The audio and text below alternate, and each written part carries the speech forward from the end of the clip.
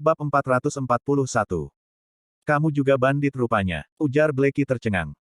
Pantas saja Mary kelihatan sangat familiar dengan sarang bandit, ternyata dia juga seorang bandit terkenal. Detik berikutnya, Blackie makin bersemangat. Bandit pria dan bandit wanita adalah pasangan serasi yang ditakdirkan bersama. Mendengar bahwa Mary juga seorang bandit, bandit lain di desa bandit itu pun bersikap ramah padanya. Ini merupakan bentuk penghormatan bagi orang yang memiliki identitas sama, berasal dari kasta yang sama, dan memiliki mata pencaharian sama. Itu tidak ada hubungannya dengan kecantikan dan bentuk tubuh Mary yang bagus. Sekelompok orang mengelilingi Mary dan pergi bersamanya ke tempat pertemuan dengan Levon. Fandi mengikuti mereka dari belakang dengan cemas. Tugas gadis ini berkaitan dengan bisnis garam wira. Poin terpentingnya, dia adalah seorang sandera. Jika terjadi kesalahan, Yispohan akan mendapat banyak masalah. Pegunungan Jata sangat besar, setiap kepala bandit, menempati tempat strategis yang menyebar hingga ke puncak gunung. Blackie menempati gunung beruang hitam, Jupiter menempati gunung rubah putih, dan Wolfie menempati ngarai naga biru. Semua markas mereka terletak di jalan yang pasti harus dilalui untuk mencapai Kabupaten Hiloka. Untuk memberontak, ketiga desa bandit tersebut bergabung dalam satu nama, tetapi sebenarnya mereka masih tetap berada di wilayahnya masing-masing. Blackie membawa Mary, Fandi, dan sekelompok bandit menuju utara. Saat mereka melewati Gunung Rubah Putih, ratusan orang mendadak muncul di kedua sisi jalan pegunungan. Pemimpinnya menunggangi kuda perang, mengenakan sirah sisik, dan memiliki bintik-bintik putih yang agak menakutkan di wajahnya. "Ju Putih, kamu ngapain? Kayak mau merampok orang saja," bentak Blackie. Pria di depan adalah Jupiter lantaran wajahnya dihiasi bintik-bintik putih akibat vitiligo, orang-orang menjulukinya Ju Putih. Dia tidak senang dengan julukan itu dan memaksa orang-orang memanggilnya Jupiter, namun, para bandit lainnya diam-diam masih memanggilnya Ju Putih. "Blackie, sudah baik aku menunggumu di sini. Dasar brengsek," balas Jupiter. Jupiter menunggangi kudanya mendekati mereka seketika itu juga, dia tertarik pada Mary yang berpakaian merah. "Lihat apa kamu, Ju Putih. Dia ini adik perempuan Molika, ketua pertama Yispohan di Kabupaten Yoya. Namanya Merika, ketua kedua di Yispohan aku yang duluan mengenalnya," ujar Blackie. Kemudian, Blackie mengadang di depan Mary sambil berkata, "Dia gadis yang baik. Kamu sudah menculik selir dari 3 keluarga besar, jangan lirik-lirik lagi. Kamu membuat Merika takut." "Ternyata namamu Merika, iya. Aku sudah lama mendengar tentang Yispohan.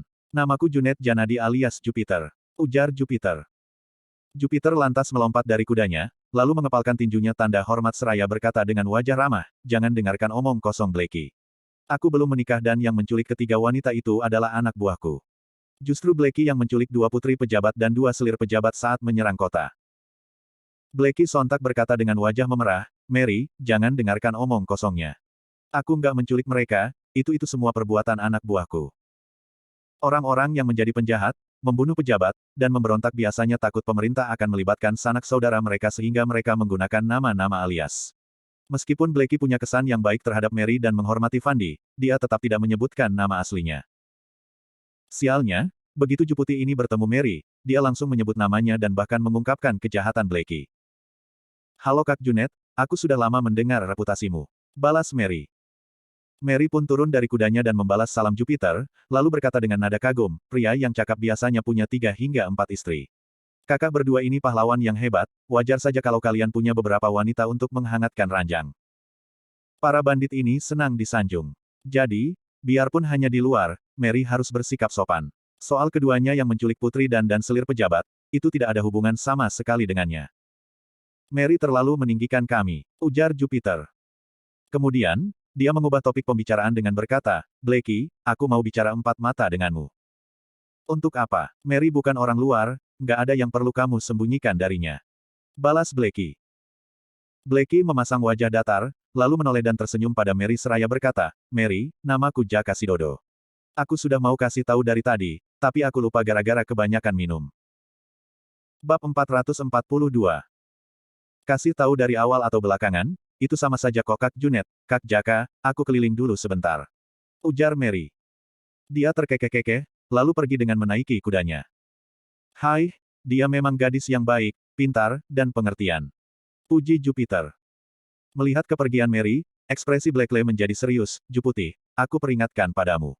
Aku sudah putuskan untuk mendapatkan Mary. Kalau kamu berani berebut denganku, aku akan bertarung mati-matian denganmu," ujar Blackie. Jupiter mengomel dengan ekspresi sinis, "Sialan. Bisnis kita sudah mau direbut, tapi kamu masih saja memikirkan wanita.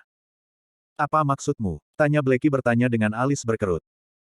Jupiter menggertakkan gigi dan menjelaskan, Wolfie mendapat 150 ton gandum dari Kabupaten Uswal. Dia bilang, dia membayar 100 juta, lalu menyuruh kita masing-masing bayar 200 juta lagi. Apa? Blackie menggertakkan gigi dan berkata, sialan, 150 ton gandum paling banyak juga 600 juta. Kita berdua masing-masing sudah bayar 200 juta, lalu dia masih ingin kita membayar lebih. Wolfie bilang ada perang di mana-mana, jadi harga pangan naik tinggi. Jadi, kita diminta menambah uang, kata Jupiter. Kemudian, dia menggertakkan gigi dan melanjutkan, nggak hanya uang, dia juga ingin kita mengumpulkan pasukan ke Ngarai Naga Biru dan berlatih bersama dengan sistem militer, kalau nggak, dia nggak akan membagi kita makanan. Bukankah ini bakal menghancurkan bisnis kita? Nggak, aku nggak setuju, ujar Blackie dengan ekspresi muram. Selama pemberontakan, kita membiarkan dia memimpin sebagai formalitas, tapi dia benar-benar mengira dialah bosnya. Aku nggak mau mengikuti dia lagi. Petik 2. Nggak apa-apa kalau kamu nggak mau ikut dia, tapi kamu perlu pikirkan soal makanan. Kalau nggak, gimana kamu bisa bertahan di musim dingin? Petik 2.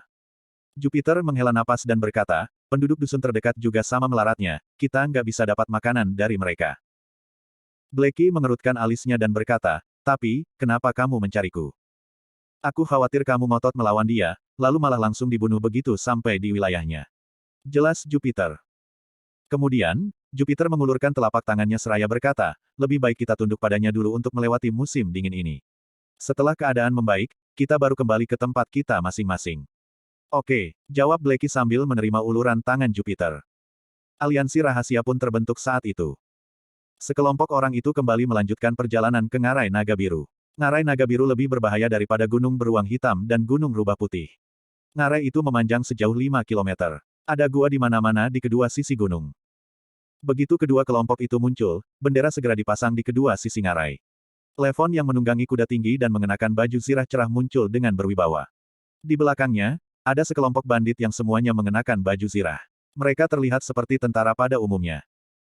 Jenderal Blackie, Jenderal Jupiter, semua prajurit sekalian, kalian sudah bekerja keras. Ujar Levon sambil menangkupkan tinjunya untuk memberi hormat. Kemudian, dia bertanya dengan pandangan tertuju pada Mary, siapa ini? Tanpa menunggu keduanya diperkenalkan, Mary langsung menceritakan identitasnya sendiri. Ternyata Mary, iya, aku pernah dengar dari Kak Molika kalau kamu ini adik yang pintar, cantik, jago bela diri. Ternyata semua itu benar, kata Levon. Usai berbasa-basi, Levon mengubah topik pembicaraan dengan berkata, hari ini kebetulan ada acara besar, bagaimana kalau Mary ikut bergabung? Putu mengernyit mendengarnya. Penyakit mata keranjang Levon kambuh lagi. Lagi-lagi dia berbuat sesukanya begitu melihat wanita cantik. Sungguh memalukan jika seorang bandit wanita dibiarkan bergabung dengan pasukan Wolpin. Namun, Putu juga tidak bisa menyanggah dan melukai wibawa Levon di depan umum. Mary mencari alasan untuk menolak dengan berkata, terima kasih atas kebaikanmu, Kak Wolfie. Ini pertama kalinya aku datang ke wilayahmu dan aku juga belum berkontribusi apapun. Jadi, aku nggak bisa menerima kebaikan Kak Wolfie begitu saja. Meski biasanya ceroboh, Mary masih bisa membaca situasi dengan jelas. Sudah ada pemberontakan di sini, jika dia bergabung dengan mereka, kakaknya juga akan terlibat. Jarak Kabupaten Yoya cukup dekat dengan kota pusat pemerintahan Jagabu. Ispohan bisa langsung hancur jika Panglima Yuda mengirim pasukannya ke sana. Bab 443. Levon mengibaskan tangannya dan berkata dengan bangga, hei, aku ini berteman baik dengan Kak Molika. Karena kamu adik perempuannya, itu artinya kamu juga saudaraku. Bukan masalah besar bagiku untuk memberimu satu jabatan. Kalau kamu menolak, itu artinya kamu malah nggak menghargaiku. Mary tersenyum pahit dan mengangguk seraya berkata, terima kasih, Kak. Saudara-saudara sekalian, kita sudah memberontak dan nggak ada jalan untuk mundur lagi. Seru Levon.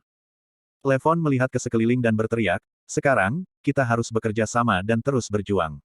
Kalau sukses, kita semua akan menjadi pahlawan di masa depan. Kalau gagal, seenggaknya hidup kita nggak sia-sia. Seenggaknya kita sudah membunuh tuan tanah, bangsawan tiran, dan pejabat korup yang menindas kita.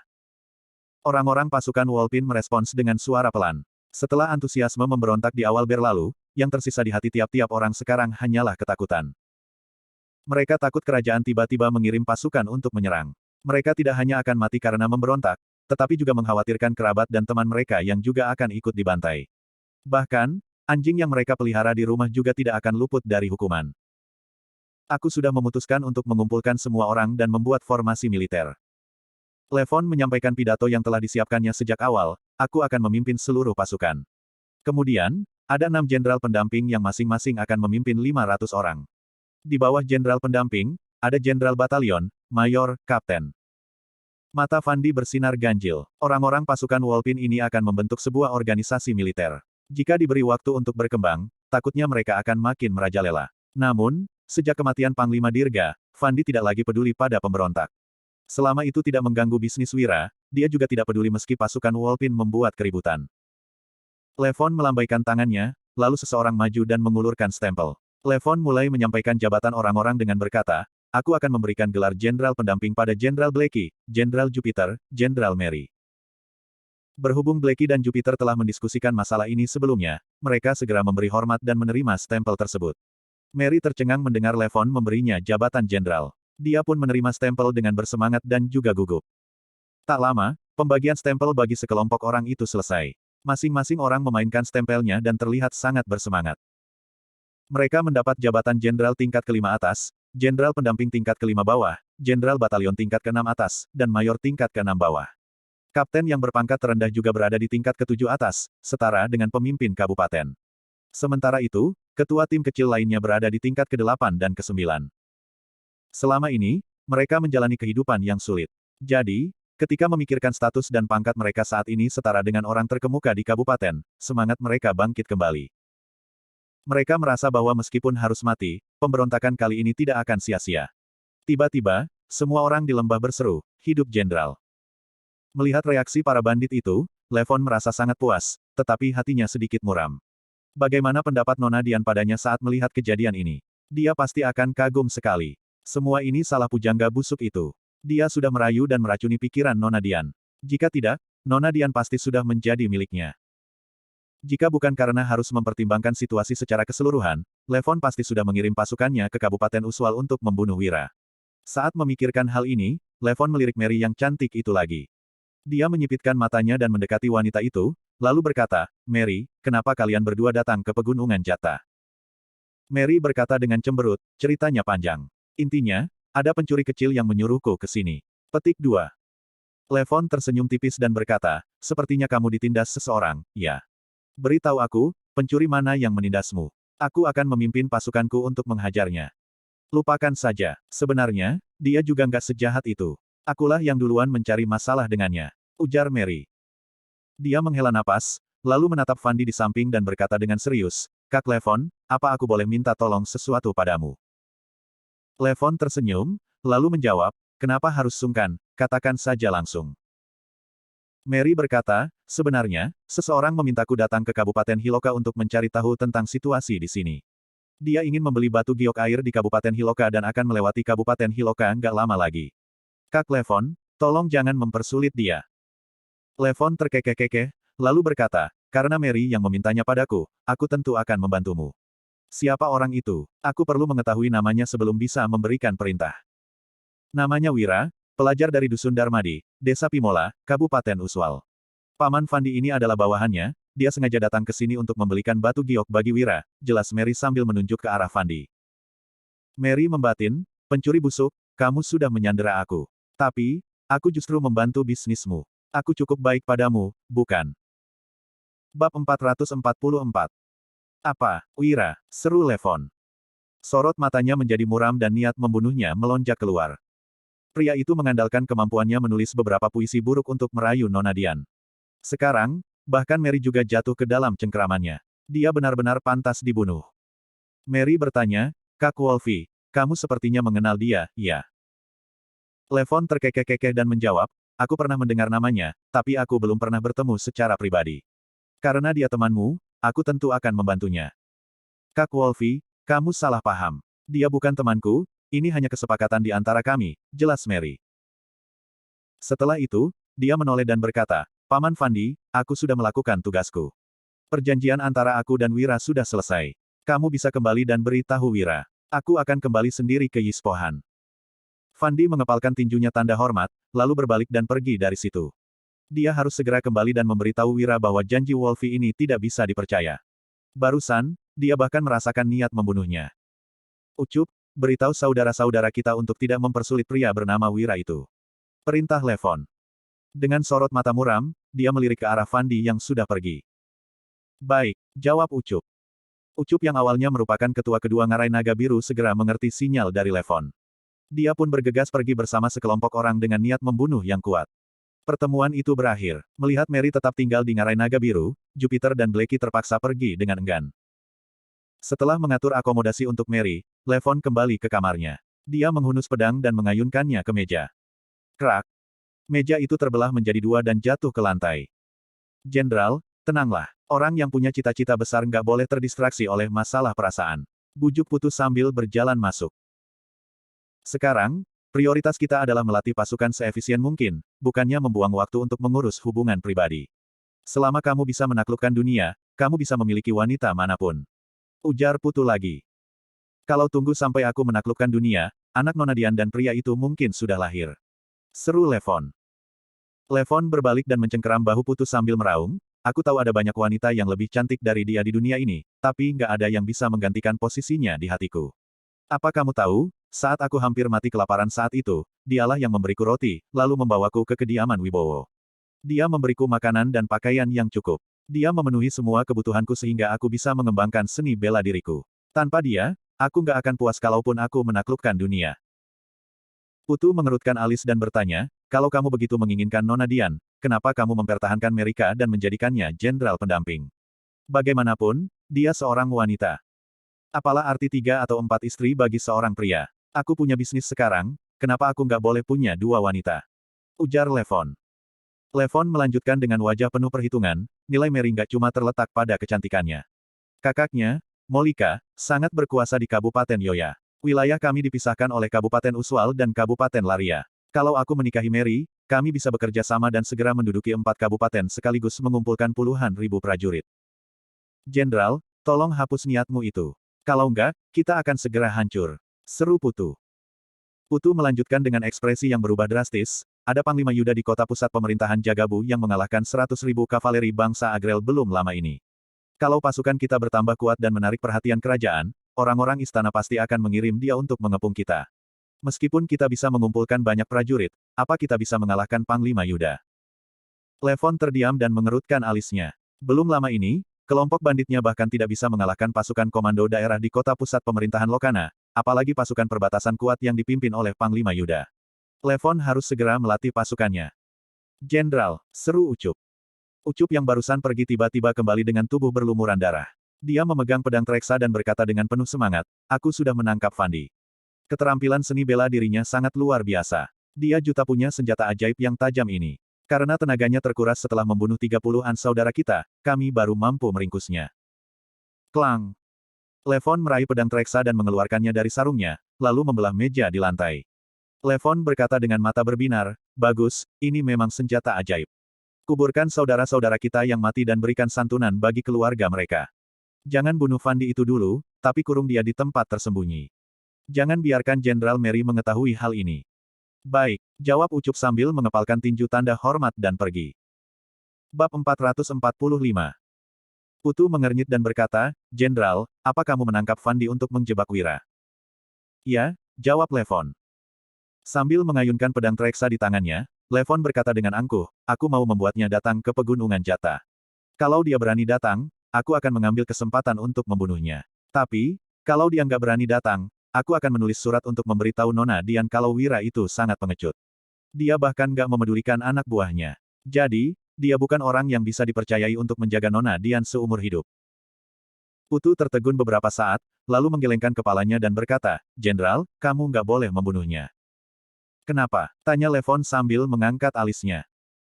Putu menghela napas dan menjawab, Wira pernah menulis 4 kalimat Wahyudi, serta membuat, selamat sampai di tujuan untuk Iqbal. Keduanya adalah puisi yang akan terkenal selama berabad-abad dan mendapat tempat di dunia sastra. Kalau kamu membunuhnya, kamu akan mendapat reputasi buruk. Kelak, kamu nggak akan bisa merekrut sastrawan untuk bekerja padamu. Untuk menaklukkan dunia, kamu nggak hanya membutuhkan jenderal militer, tapi juga sastrawan. Keduanya sama-sama penting. Solusinya mudah saja, kan? Bunuh saja dia dan jangan biarkan orang lain mengetahuinya, ujar Levon sambil tersenyum puas. Pak Putu, Tulis surat untuk membujuknya ke ngarai naga biru, tapi jangan biarkan dia merasakan bahaya. Baiklah, kata Putu sambil mengangguk dengan mata berkilat. Dua orang yang menunggangi kuda tiba di luar dusun Darmadi. Pria parubaya bertubuh pendek bertanya kepada pemuda berwajah bulat, jadi, ini dusun Darmadi. Ya, jawab pemuda berwajah bulat itu dengan ekspresi linglung. Pemuda berwajah bulat itu teringat hal-hal ajaib, yang terjadi terakhir kali dia datang ke sini. Pertama, saudara-saudaranya berkhianat, lalu jatuh ke tangan musuh. Kemudian, mereka akhirnya dididik dan dibebaskan. Saat itu, pemuda berwajah bulat itu masih sedikit jengkel. Namun, saat memikirkan pengalaman itu sekarang, dia merasa itu adalah suatu kehormatan. Tempat ini benar-benar luar biasa, nggak heran kalau tempat ini bisa melahirkan penasihat militer berbakat. Desa yang tadinya tampak biasa saja tiba-tiba menjadi berbeda di mata pria parubaya itu. Dia lantas berkata dengan takut-takut, menurutmu, Mary nggak memprovokasi Tuan Wahyudi di sini, kan? Aku cuma takut gadis itu berbuat bodoh. Kedua orang ini adalah Molika dan Jamal, ketua pertama dan ketua 9 Yispohan. Selama berhari-hari di Yispohan, Molika masih terus mengkhawatirkan adiknya. Dia takut adiknya itu akan diam-diam melarikan diri. Jadi, Molika memutuskan untuk mengingatkan adiknya bahwa dia tengah menggenggam peluang yang sangat besar. Kemudian, Molika meminta Jamal yang lahir di Kabupaten Uswal untuk membawanya ke sini. Jangan khawatir, Ketua, ujar Jamal sambil tersenyum. Kalaupun Ketua Molika membuat ulah, Tuan Wahyudi pasti bisa menaklukkannya. Nggak ada yang nggak bisa dilakukan Tuan Wahyudi di dunia ini. Apa kamu tahu apa yang dilakukannya pada saudara-saudaraku waktu itu? Saat kembali menceritakan apa yang terjadi saat itu, wajah bulat Jamal masih penuh keterkejutan. Awalnya, Jamal mengutus orang untuk merampok. Namun, pada akhirnya semua orang itu disuap, bahkan mereka disponsori untuk menjadi pedagang bakso ikan. Alhasil, semua bawahannya kabur. Jamal benar-benar tidak mengerti dengan jalan pikir Wira. Strategi cerdik Tuan Wahyudi selalu nggak terduga. Aku sudah cukup bangga Yispohan masih bisa bertahan meski sudah dikalahkan 2 kali oleh Tuan Wahyudi. Ujar Molika. Molika itu berdecak dan berkata, bisa tinggal dengan Tuan Wahyudi itu benar-benar berkah bagi Mary. Aku cuma berharap dia bisa jaga sikap dan belajar sesuatu dari Tuan Wahyudi. Kalaupun dia cuma belajar 10% ilmu dari Tuan Wahyudi, Mary akan terbebas dari kekhawatiran dalam hidup ini. Ya, jawab Jamal sambil mengangguk berulang kali. Aku saja ingin tinggal di sini sebagai sandera Tuan Wahyudi. Begitu Jamal mendengar bahwa Wira adalah Tuan Wahyudi yang mengalahkan 100.000 tentara bangsa Agrel, berbagai macam emosi langsung melandanya. Dia pun yakin akan masa depan aliansi rute dagang asri. Oke, ayo turun dari kuda dan pergi ke desa. Kita kunjungi Tuan Wahyudi dengan sopan. Ujar Molika. Sambil turun dari kuda, dia juga mengingatkan, ingat, kita harus pura-pura nggak tahu identitas Tuan Wahyudi. Ketua, sebaiknya kamu nggak melakukan itu. Ujar Jamal.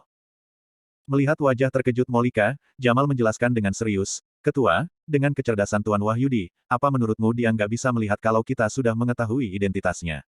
Niat baik kita itu juga nggak akan mengelabui Tuan Wahyudi. Bab 446. Kamu benar, ujar Molika. Kemudian, dia mengangguk dan melambaikan tangan sembari berkata, ayo, kita cari Tuan Wahyudi dan jangan bermain trik apapun. Ketika pulang, Wira melihat seorang pria tua dan 2 pemuda. Dia bertanya, apa kalian datang dari Kabupaten Hiloka? Tuan, aku Salman dan mereka anakku, Fauzan dan Farid, ucap Salman. Dia berlutut dan menunjuk kedua putranya, lalu menceritakan kejadian malam itu sambil menangis. Sementara itu, Fauzan dan Farid melihat sekeliling dengan terkejut dan juga kebingungan. Menurut mereka, seharusnya orang yang mereka temui adalah orang kaya yang tinggal di rumah besar. Namun, rumah ini hanya terlihat sedikit lebih bagus dari rumah biasa. Hanya saja, banyak rumah bata yang sedang dibangun di luar dan banyak orang terlihat sangat senang. Ini adalah pemandangan yang tidak bisa ditemukan di desa biasa. Wira segera memapa Salman, lalu berujar, Pak, cepat berdiri. Aku sangat senang kalian bisa datang memberitahuku kabar ini. Jarak antara 2 desa sekitar 50 km. Jadi, sangat tidak mudah bagi orang biasa untuk berjalan sejauh ini. Tuan, Fandi dan Nona Mary ditangkap oleh perampok karena menolong keluargaku. Kalau kami nggak datang untuk menyampaikan kabar ini, itu berarti kami benar-benar keterlaluan. Kata Salman. Salman menyeka air matanya, lalu membuka tas dan berucap, ini uang yang diberikan Fandi kepadaku malam itu. Menurut Salman, Fandi dan Mary yang ditangkap Blackie pasti akan celaka. Jadi, bisnis ini pasti tidak bisa dilanjutkan lagi. Kamu nggak usah khawatir. Mereka pasti baik-baik saja dan bisnis kita tetap dilanjutkan, sahut Wira. Dia mengembalikan uangnya dan mulai bertanya tentang perampok Wolpin Kabupaten Hiloka. Salman yang sering mengumpulkan tanaman di gunung tahu lebih banyak informasi daripada orang biasa. Dia tahu sedikit mengenai para perampok di sekitar. Jadi, Salman menceritakan tentang perampok dari Ngarai Naga Biru, Gunung Rubah Putih, Gunung Beruang Hitam, dan beberapa gunung lainnya. Setelah mendengarnya, Wira berdiri dan berpesan, "Gavin, suruh kantin siapkan makanan enak untuk Pak Salman dan anaknya. Biarkan mereka istirahat di sini malam ini, besok baru pulang." Gavin membawa ketiga orang itu sambil tersenyum, lalu berucap, "Ayo, ikut aku." Ketiga orang itu pun pergi mengikuti Gavin dengan gugup. Sementara itu, Dodi bertanya seraya mengernyit, "Kak Wira, seharusnya Paman Fandi dan Mary baik-baik saja, kan?" Wira menjawab, "Iya, berdasarkan cerita Pak Salman, Blackie itu orang yang lugas. Seharusnya, dia nggak akan melukai Paman Fandi dan Mary." Niat membunuh Dodi meluap saat dia berkata, "Aku nggak peduli dengan Mary. Tapi, kalau mereka berani melukai Paman Fandi, aku akan segera kembali ke kota pusat pemerintahan Jagabu untuk meminjam pasukan dan memusnahkan mereka." Raut wajah Wira menjadi muram. Dia menjelaskan, "Kamu pikir meminjam pasukan sangat mudah. Tanpa perintah pemerintah, mengerahkan pasukan sendiri sama saja dengan memberontak. Coba saja kamu kembali ke kota pusat pemerintahan Jagabu, lihat siapa yang berani meminjamkan pasukan kepadamu." Dodi berpikir sejenak sebelum mengangguk. Dia juga tahu biasanya Chandra, Basuki, dan Herdian menganggap dia saudara karena Wira. Wira mengingatkan, "Kelak, setelah pergi ke ibu kota, kamu harus mengucapkan kata-katamu 2 kali. Ucapkan dalam hati 1 kali dulu dan pikirkan apakah pantas atau enggak untuk dilontarkan. Kamu baru bicara setelah memastikan kata-katamu pantas diucapkan. Pokoknya, hati-hati dengan ucapanmu. Kalau enggak, akibatnya fatal," lanjut Wira. Dodi mengangguk, lalu menyahut, "Baik, Kak Wira." Kemudian, Danu masuk sambil memegang selembar surat. Dia berujar, "Ada surat dari Ngarai Naga Biru." Wira mengambil surat itu, lalu membacanya. Setelah itu, dia baru merasa lega. Namun, Wira mengernyit lagi setelah membaca ulang surat itu. Danu segera bertanya, "Kak Wira, ada apa?" Kalau dibaca sekilas, memang nggak ada masalah dengan surat ini. Mereka mengundangku untuk membicarakan masalah pertambangan, tapi sebenarnya ada makna terselubung dalam surat ini, jawab Wira. Wira mengambil kuas, lalu melingkar beberapa kata seraya melanjutkan perkataannya, "Coba kalian baca ini." Bab 447. Dodi membaca dengan terbata-bata, "Na, ga, ja, ngan, da, tang." Belakangan ini, dia juga sedang belajar membaca. Namun, Dodi tidak bisa membaca semua tulisan yang dilingkar dengan lancar. Danu yang bisa membaca lebih lancar berucap, "Naga biru, ada bahaya, jangan datang." Wira membacakannya seraya mengerutkan dahi, "Ngarai Naga Biru ada bahaya, jangan datang." Awalnya, Wira membaca surat ini seperti biasa. Namun, dia tiba-tiba melihat kata-kata ini di bagian awal beberapa barisan kalimat. Dodi yang terbelalak berkata, "Kak Wira, apa maksud dari surat ini? Jelas-jelas mereka mengundangmu pergi, tapi ternyata isi surat ini menyiratkan agar kamu jangan pergi. Selain itu, bukannya Paman Fandi dan Mary ada di Gunung Beruang Hitam? Kenapa mereka bisa pindah ke Ngarai Naga Biru? Itu daerah kekuasaan Wolfi," lanjut Dodi. Danu yang khawatir berkomentar, "Kak Wira, Wolfi mengerahkan pasukan untuk memberontak. Kalau Paman Fandi ada di sana, dia pasti nggak akan membiarkan kamu mengambil risiko. Ada yang aneh dengan surat ini." Raut wajah Wira menjadi muram dan dia menyahut, "Aku tahu. Paman Fandi dan Mary pasti sudah jatuh ke tangan Wolfi karena mereka ada di Ngarai Naga Biru dan ada yang mengirimkan surat ini." Terakhir kali saat di kabupaten, Tommy pernah diam-diam memberitahu Wira bahwa Wolfi membenci Wira. Tommy berpesan kepada Wira untuk tidak mengungkapkan identitasnya jika dia pergi ke kota provinsi dan melewati Kabupaten Hiloka. Waktu itu, Wira tidak menganggapnya serius. Bagaimanapun, dia baru pergi ke kota provinsi tahun depan. Tidak disangka, sekarang Wolfi menggunakan Mary dan Fandi untuk menjebaknya pergi ke Ngarai Naga Biru. Dari peringatan tersembunyi dalam surat, sudah jelas Wolfi memiliki niat membunuh dan orang yang menulis surat ingin menghentikan hal ini. Raut wajah Dodi menjadi muram. Dia berujar, "Apa? Aku akan bawa anggota untuk menyerang Ngarai Naga Biru dan menyelamatkan Paman Fandi." Danu menegur, "Kamu tenang dulu. Wolfi mengerahkan pasukan untuk memberontak sehingga dia punya ribuan pasukan. Orang-orang di Dusun Darmadi nggak terlalu banyak. Sebaiknya kita dengar perintah Kak Wira." Dodi dan Danu pun memandang Wira. Sementara itu, Wira menimpali sembari mengernyit, "Kita pasti harus menyelamatkan Paman Fandi. Kumpulkan pasukan Zirah Hitam, tentara pensiun, dan pemuda dari tim pengawal. Besok pagi kita berangkat ke Kabupaten Hiloka." Danu yang terkejut menyahut, "Kak Wira, Tapi anggota kita nggak cukup kuat untuk menyerang. Pasukan zirah hitam dan tentara pensiun di dusun hanya ada 150 orang. Kalau ditambah pemuda dari tim pengawal, mungkin hanya bisa terkumpul 200 orang. Wira menggeleng, lalu berkata, kalau kita menyerang, akibatnya pasti sangat fatal sekalipun bisa menyelamatkan Paman Fandi. Aku sudah punya ide, aku membawa pasukan hanya untuk berjaga-jaga. Kemudian, Danu mengabari yang lain untuk bersiap-siap. Tiba-tiba, Gavin berjalan masuk dan memberitahu Wira bahwa Molika dan Jamal datang berkunjung. Wira yang terkejut mengangguk. Dia tidak tahu kenapa mereka berdua datang. Tak lama kemudian, Molika dan Jamal masuk seraya tersenyum. Mereka bahkan membawa hadiah. Wira juga tidak bersikap sungkan. Dia bertanya, untuk apa kalian datang? Aku takut adikku membuat masalah dan menyinggung Tuan Wahyudi. Jadi, aku datang untuk memperingatkan dia, jawab Molika. Molika memberi hormat, lalu segera melanjutkan saat melihat Wira mengernyit. Terakhir kali aku menyinggung Tuan Wahyudi. Akhirnya, aku baru tahu identitasmu karena pasukan pembelot itu. Kalau tahu dari awal, aku pasti nggak akan berani menyinggungmu. Kamu mengalahkan bangsa Agrel dan menyelamatkan puluhan juta rakyat kerajaan Nuala, termasuk kami para perampok ini. Jamal menimpali sembari tersenyum, Tuan, kamu tahu aku selalu menghormatimu. Kalaupun kamu bukan penasihat militer, aku juga nggak akan berani menyinggungmu. Wira melambaikan tangan sambil menyahut, yang lalu biarlah berlalu. Lain kali jangan menyebutku sebagai penasihat militer lagi. Molika dan Jamal langsung membalas, oke, Tuan. Wira menjelaskan, waktunya kurang pas kalau kalian mau bertemu Mary. Aku mengutusnya ke Kabupaten Hiloka untuk mencari informasi. Sekarang, dia ditangkap oleh Wolfie. Molika tertawa, lalu berkata, Tuan, kamu nggak usah khawatir. Aku dan Wolfie pernah minum-minum, sesama perampok harus saling menghormati. Jadi, dia pasti nggak akan menyusahkan adikku. Wira berujar seraya menyipitkan mata, tapi, dia mau mencari masalah denganku. Bahkan, dia menyuruh orang menulis surat untuk menjebakku pergi ke Ngarai Naga Biru. Molika yang kaget berseru, Tuan, apa mungkin ada salah paham di antara kalian? Aku bisa menjadi penengah untuk menyelesaikan masalah ini. Wira mencibir, lalu menimpali, sekarang, kamu hanya perlu memilih, ikut aku untuk menyelamatkan adikmu atau kembali ke Ispohan. Kamu tinggal tunggu aku antar adikmu pulang.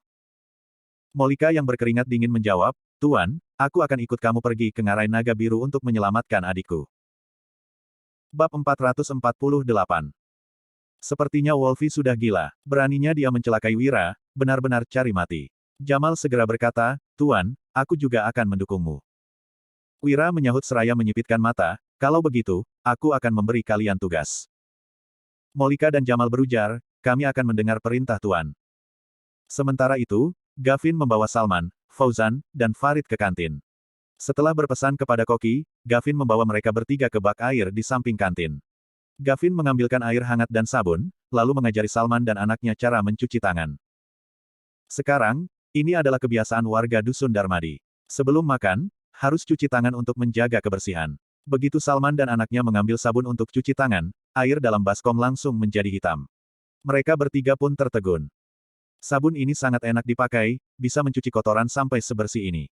Apa kalian memakai sabun ini untuk mencuci muka? Ujar Salman yang terkejut. Dia teringat dengan wajah dan tangan warga Dusun Darmadi yang sangat bersih. Gavin tersenyum dan menjawab, ini sabun yang diciptakan Tuan Wahyudi dan dijual 3.000 gabak di pasaran. 3.000 gabak, seru Salman dan kedua anaknya. Tangan mereka gemetaran sehingga sabun pun jatuh ke dalam baskom. Astaga, ternyata mereka mencuci tangan dengan sabun seharga 3.000 gabak. Benar-benar menghamburkan uang. Gavin mendesak lagi, cepat cuci bersih, makanannya sudah siap. Salman dan kedua anaknya segera mencuci wajah dan tangan mereka. Di meja sudah disajikan roti isi daging, nasi, sup ayam, tumis ikan, bihun goreng, tumis sawi putih, dan ayam kukus. Salman, Fauzan, dan Farid menelan ludah. Mereka terlihat tidak percaya. Tadi, Wira menyuruh bawahannya untuk menyiapkan makanan enak. Salman dan kedua anaknya mengira yang dimaksud Wira hanya nasi putih atau mie. Siapa sangka, ternyata makanan yang disiapkan begitu lengkap. Gavin yang membantu mengambilkan nasi untuk mereka bertiga tersenyum sambil berucap, maaf, kantin nggak ada persiapan. Jadi, hanya bisa memasak beberapa sayur ini. Semoga kalian nggak keberatan. Nggak keberatan, sahut Salman dan kedua anaknya seraya menggeleng. Awalnya, mereka masih agak canggung. Lama-kelamaan, mereka bertiga pun makan dengan lahap. Meskipun sering mengumpulkan tanaman di gunung dan kondisi keluarga Salman lumayan baik, bisa mengenyangkan perut sudah cukup beruntung. Mereka hanya bisa makan daging setahun sekali dan tidak pernah menikmati makanan selezat ini. Pelan-pelan, jangan sampai tersedak. Minum sup dulu, bujuk Gavin. Melihat mereka bertiga yang makan dengan lahap, dia teringat dengan diri sendiri. 2 bulan yang lalu, kondisi Gavin dan kedua saudaranya juga tidak lebih baik dari Salman dan kedua anaknya. Gavin dan keluarganya bisa menjalani hidup yang bahagia dan makan daging setiap hari karena Wira. Bukan hanya itu, Dusun Gabrata juga ikut mendapatkan keuntungan dengan membakar batu bata untuk Dusun Darmadi. Sekarang, semua warga desa mempunyai pekerjaan dan kebutuhan mereka sudah tercukupi. Salman dan kedua anaknya segera minum sup. Sambil minum, mereka menangis. Salman dan anaknya tidak pernah membayangkan mereka bisa makan makanan selezat ini. Sekarang, mereka bisa menikmatinya. Salman, Fauzan, dan Farid tidak berhenti makan sampai perut mereka terasa begah. Mereka berserdawa sembari memandang makanan di meja dengan tidak rela. Ketiganya masih ingin makan, tetapi sudah tidak sanggup lagi. Kemudian, para penduduk desa berduyun-duyun datang ke kantin, lalu mencuci tangan dan mulai makan. Salman dan kedua anaknya terkejut melihat ini. Segerombolan orang itu memakan roti isi daging, serta mengambil sup ayam, tumis ikan, sawi putih, dan nasi. Mereka semua makan dengan bebas. Salman tertegun sejenak sebelum bertanya, Gavin, hari ini ada acara perayaan, ya? Bab 449. Gavin menyeringai, lalu menjawab, nggak ada acara perayaan. Ini memang kehidupan kami sehari-hari. Setiap hari kalian makan begini, kata Salman yang tampak tidak percaya. Fauzan dan Farid juga curiga. Semua makanan ini bahkan lebih enak dari makanan Tuan Tanah. Rakyat biasa yang bisa makan nasi sampai kenyang setiap hari saja sudah cukup beruntung, mana ada yang bisa makan daging setiap hari. Gavin menimpali seraya tersenyum, Tuan takut kami nggak rela beli makanan enak, jadi dia membangun kantin ini. Dia menyediakan makanan 2 kali sehari. 1 macam sayur, sup, beberapa macam daging, nasi, dan roti isi daging. Kami boleh makan sepuasnya. Ah, seru Salman yang tercengang. Sebenarnya, mereka tidak percaya. Namun, setelah mengamati para penduduk desa, Salman dan anaknya langsung percaya.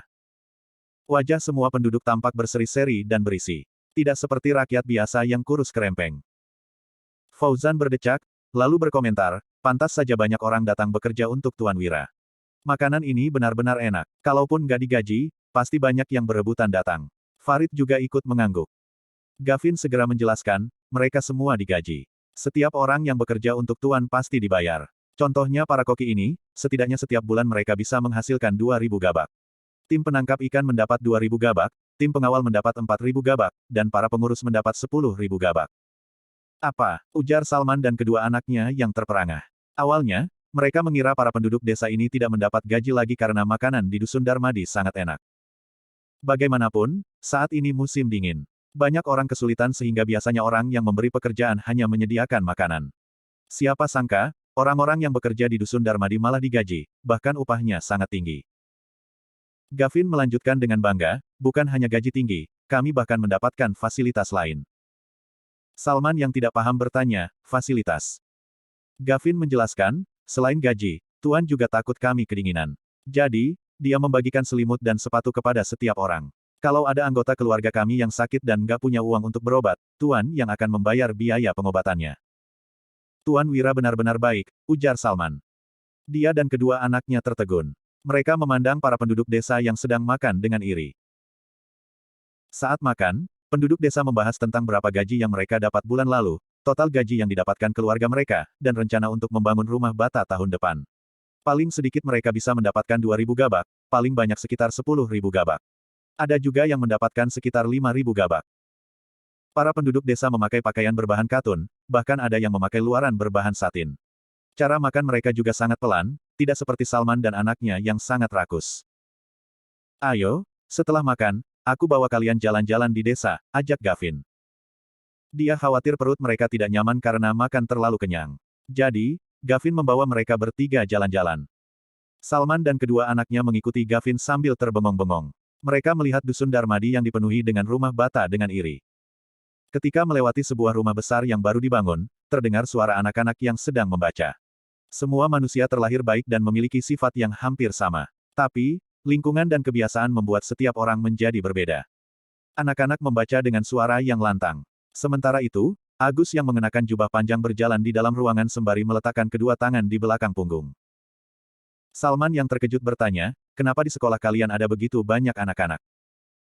Biasanya murid sekolah di desa sangat sedikit, paling banyak hanya belasan orang. Hal ini karena penduduk desa miskin sekali, kebanyakan dari mereka bahkan tidak sanggup makan. Jadi, orang yang bisa bersekolah terlalu sedikit. Gavin tersenyum dan menjelaskan, ini sekolah dasar yang dibangun Tuan. Sekolah di sini nggak perlu bayar, bahkan anak yang prestasinya bagus akan mendapatkan hadiah. Bukan hanya dusun kami, anak-anak dari dusun sekitar yang ingin bersekolah pun boleh datang. Sekolah juga menyediakan makan siang. Salman dan kedua anaknya termangu. Wira bahkan membangun sekolah gratis yang menyediakan makanan untuk para murid. Dia benar-benar orang yang baik. Gavin mendongak sembari melanjutkan perkataannya, bukan hanya anak-anak, orang dewasa juga sudah mulai belajar. Tuan punya bisnis di kota pusat pemerintahan Jagabu dan kabupaten. Asalkan bisa membaca dengan lancar dan menulis kontrak, semua bisa pergi ke kota untuk menjadi pengurus. Bab 450. Sekarang Gavin juga sedang belajar membaca dan menulis. Bahkan, dia sudah bisa memahami sebagian besar dari buku teknik pedang 100 dan teknik tombak keluarga Wutari yang dibawa Wira dari kota pusat pemerintahan Jagabu. Wah, seru Salman dan kedua anaknya yang tampak iri. Di Dusun Darmadi, setiap orang bisa menjalani kehidupan yang nyaman asalkan mau bekerja. Mereka juga akan mempunyai masa depan yang cerah. Tidak seperti desa tempat Salman tinggal, yang dikelilingi oleh perampok dan pejabat. Kalaupun mereka sekeluarga bekerja keras selama setahun, hidup mereka tetap kekurangan setelah membayar pajak dan menyerahkan makanan. Salman berdecak, lalu berkata, aku benar-benar iri sama kalian. Di desa kalian ada orang baik seperti Tuan Wira. Gavin menyeringai dan menimpali, nggak perlu iri. Besok Tuan Wira akan pergi ke Kabupaten Hiloka, kehidupan kalian akan makin baik. Apa mungkin itu bisa terjadi? Tanya Salman yang tidak percaya. Sejujurnya, kalaupun para penduduk desa mengumpulkan giok air bersama-sama dan mengirimkannya ke desa Tomomu, paling-paling mereka hanya bisa memenuhi kebutuhan sehari-hari. Kehidupan mereka tidak mungkin bisa semakmur Dusun Darmadi. Bagaimanapun, para penduduk di desa Salman harus tunduk pada perampok dari Gunung Beruang Hitam, Gunung Rubah Putih, dan Ngarai Naga Biru. Para perampok ini pasti akan memeras penduduk desa. Selain itu, para pejabat pasti akan datang memungut pajak kalau tahu penduduk desa menghasilkan uang. Jadi, mereka akan diperas lagi. Kalian harus percaya sama Tuan, ujar Gavin. Kemudian, dia mengalihkan topik, apa kalian tahu tentang orang-orang di tambak garam Vika? Setelah Tuan pergi ke sana, garam mereka yang awalnya dijual 8 gabak per kilogram langsung naik menjadi 16 gabak per kilogram. Sekarang, kehidupan warga di sana nggak kalah dari kami. Jadi, setelah Tuan pergi ke desa kalian, kehidupan kalian pasti akan menjadi lebih baik asalkan kalian mendengar perintah Tuan, lanjut Gavin. Gavin, kamu tenang saja. Kami pasti akan mendengar perintah Tuan Wira, sahut Salman dan kedua anaknya sembari mengangguk. Mereka bersedia melakukan apa saja asalkan bisa kenyang, makan daging, dan mengenakan pakaian tebal. Keesokan harinya, Molika dan Jamal yang menunggangi kuda memimpin perjalanan ke Kabupaten Hiloka. Sementara itu, Wira berangkat dengan membawa 40 tentara senior pasukan Zirah Hitam, 100 tentara pensiun, 60 pemuda dari tim pengawal, 50 baju zirah, 200 busur silang zeta, makanan, kereta kuda, serta Salman dan kedua anaknya. Pagi-pagi, pasukan kereta kuda yang panjang datang ke Kabupaten Uswal sehingga membuat pasukan penjaga tembok kota terkejut. Bagaimanapun, pasukan sebanyak ini terlihat seperti perampok yang datang menyerang kabupaten. Untung saja, pasukan penjaga mengenali orang-orang dari Dusun Darmadi. Begitu melihat Danu dan Dodi, pasukan penjaga pun membiarkan rombongan Wira masuk. Kedatangan mereka langsung menggemparkan seluruh kabupaten. Sebelum pasukan kereta kuda melewati tembok kota, Fadil dan Regan bergegas kemari. Fadil bertanya sembari tersenyum canggung, Tuan Wahyudi, Tuan Zabran, untuk apa kalian membawa begitu banyak anggota?